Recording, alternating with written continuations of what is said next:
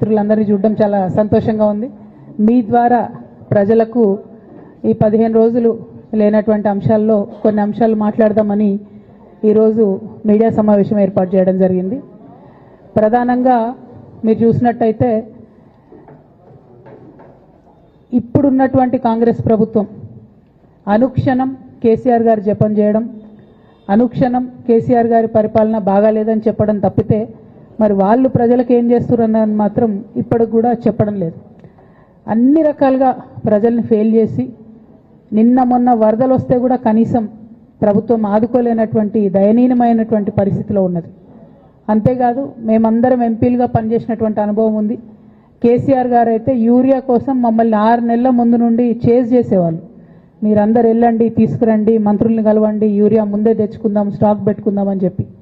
అంటే ఒక పద్ధతి, ఒక ఆలోచన, ప్రజల పట్ల కన్సర్న్ ఉన్న ప్రభుత్వాలు ఎట్లా నడుస్తాయో ఒక తార్కాణంగా పనిచేసి చూపించినటువంటి కేసీఆర్ గారు ఒక పక్కన ఉంటే, ఇవాళ కాంగ్రెస్ పార్టీ లిటరల్గా కంప్లీట్గా ప్రజలను సేవ చేయడంలో, ప్రజలకు సేవ చేయడంలో ఫెయిల్ అయినటువంటి పార్టీగా కనిపిస్తున్నటువంటి సందర్భం. మరి అటువంటి పార్టీ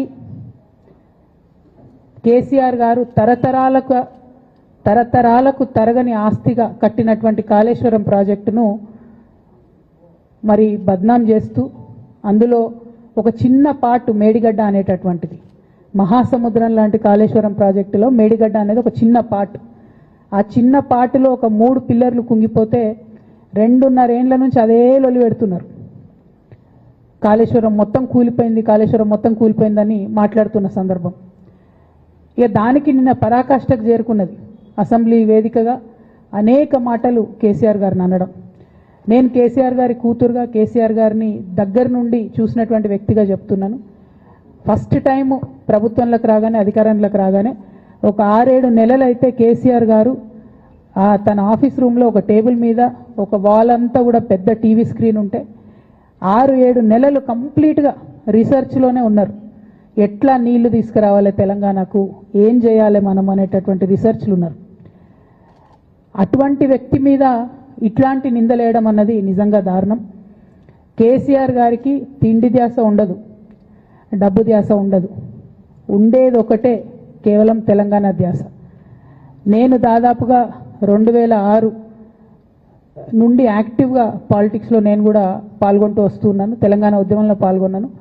అప్పటి నుంచి ఇప్పటి వరకు కూడా నేను చూస్తున్నా, ఎప్పుడు కూడా కేసీఆర్ గారు తెలంగాణ విషయం తప్పితే, ప్రజల విషయం తప్పితే పర్సనల్ విషయాలు మాట్లాడే టైము 0.1% కూడా ఉండదు. అటువంటి ఒక మహానేత మీద, అటువంటి ఒక మహానాయకుడి మీద ఇన్ని అబాండాలు వేస్తూ, దాన్ని రోజుకొక రీతిగా చెప్పుకుంటూ, మాట్లాడితే చాలు కేసీఆర్ అవినీతి చేసిండు, మాట్లాడితే చాలు కేసీఆర్ ఏదో 1,00,000 కోట్లు దోసుకున్నాడు, నిజాం కన్నా రిచ్ అవ్వాలనుకున్నాడట. డెఫినెట్గా నిజాం బాటలోనే నడుస్తాం. నిజాం కట్టిన ఉస్మాన్ సాగర్లోనే కదా ఇయ్యాలటి కూడా హైదరాబాద్ ప్రజలు నీళ్ళు తాగుతున్నది. ఆ నిజాం ఆదర్శం, ఆ నిజాం స్ఫూర్తి అని కేసీఆర్ గారు చాలా సందర్భాలలో చెప్పిండ్రు. ఇవాళ కాళేశ్వరం కడితే నేను చెప్తున్నా గ్యారెంటీగా ఇంకా 200 సంవత్సరాల తర్వాత కూడా తెలంగాణ బిడ్డలు కేసీఆర్ గారిని తలుచుకుంటారు. అటువంటి గొప్ప ప్రాజెక్టు కాళేశ్వరం ప్రాజెక్టు.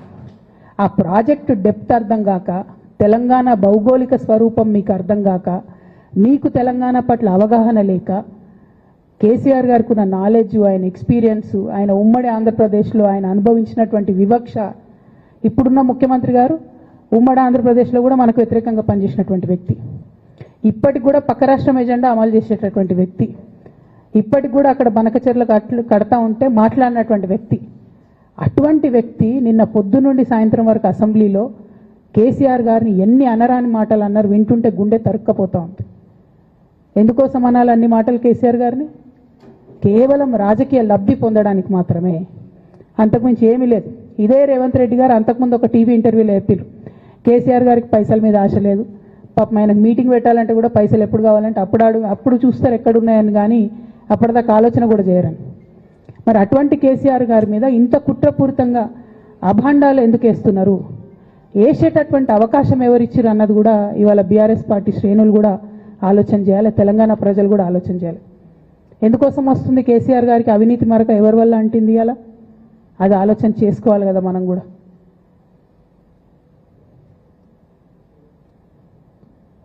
కొంతమంది కేసీఆర్ గారి పక్కన ఉన్నటువంటి వాళ్ళు కేసీఆర్ గారి పేరు చెప్పుకొని అనేక రకాలుగా లబ్ధి పొంది వారు చేసినటువంటి అనేక చెత్త పనుల వల్ల ఇవాళ కేసీఆర్ గారి పేరు బద్నామయ్యే పరిస్థితి వచ్చింది. అయినా మళ్ళీ వాళ్ళనే మోస్తాం, అయినా మళ్ళీ వాళ్ళనే ముందుకు తీసుకెళ్తామని అనుకుంటే పార్టీ ఎట్లా ముందటికి పోతుంది? ఒక బిడ్డగా నిజంగా నేను బాధపడతా ఉన్నాను. ఇవాళ 5 సంవత్సరాలు ఇరిగేషన్ మంత్రిగా చేసినటువంటి హరీష్ రావు గారిది మేజర్ పాత్ర లేదా దీంట్లో? అందుకే కదా కేసీఆర్ గారు వారిని సెకండ్ టర్మ్లో తప్పించిండ్రు. ఈ మొత్తం కాళేశ్వరం ఎపిసోడ్లో కేసీఆర్ గారికి మరక అంటిందంటే 2-3 వ్యక్తులు కారణం. మాజీ రాజ్యసభ సభ్యుడు ఒకలైతే